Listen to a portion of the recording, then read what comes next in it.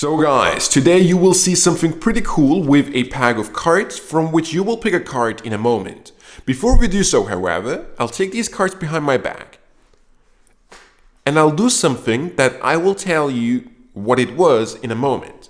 Before we do so, however, let's go back, take these cards and have a selection by just cutting these cards somewhere in the middle and turning them around.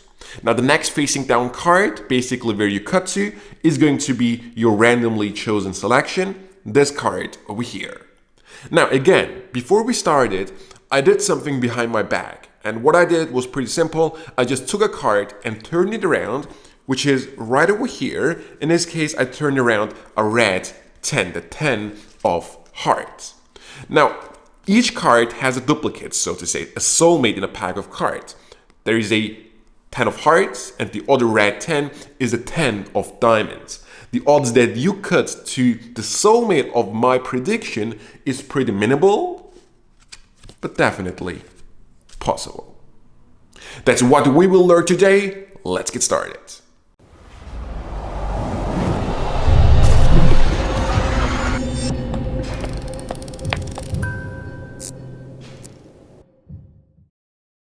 So guys, how did you like the effect? If you liked it, let me know in the comments below with a thumbs up on this video and of course your free subscription on the channel. But now let me teach you how it's done because it is so simple to do. First of all, the two cards that you end up with are of course forced, so decide on a pair of cards that you want to end up with. In this case, I'm using the two red 10s. Then you are just gonna take a little pile of playing cards, random cards, turn them around, and put one of your pairs, in this case my 10, on the bottom and these cards on top of the pack, like this. Then you use the other 10 facing down on top and you're ready to go. You start up with showing these cards all facing down by just pushing the block of cards here on top as sort of a block so no one sees the facing up cards. And you show basically a pack of cards without mentioning that all of them are facing down, of course. You close your spread and you say that you will do something behind your back. And as you say so, you bring these cards behind your back and you supposedly turn around the card from the center, which you actually don't. You just make the sound of turning a card around, right? You're not saying to your spectators what you're doing, you're just saying that you're doing something. Right? So you go through the pack, riffle, turn around the card, and then turn it back around, right? Basically do nothing, just make a sound of doing something. Then you just bring these cards back in view, and you ask your spectator to pick a card.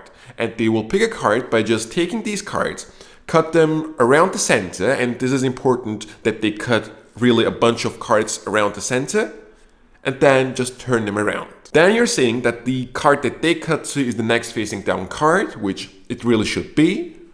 They spread the card. And because of your little setup, the next facing down card is going to be your 10, right?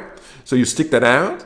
And before revealing what card they picked, you're saying that, remember, I did something behind my back. I actually turned around the card. And that card is going to be the second 10 that you started up with, which is going to be a few cards behind their selection, right? These are actually the cards that you put facing up on the pack, right?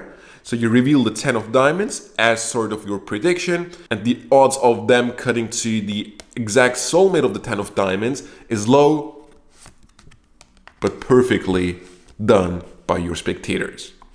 It's really so simple. That's it. It does not need any sleight of hand whatsoever. It is a self-working card trick with just a little setup that you start up with. I really hope you like this. I really hope you perform this. There is not much more to talk about this. Really try this out yourself. Fool yourself a little with this. I'm sure you'll like it. That's it. I hope to see you next time.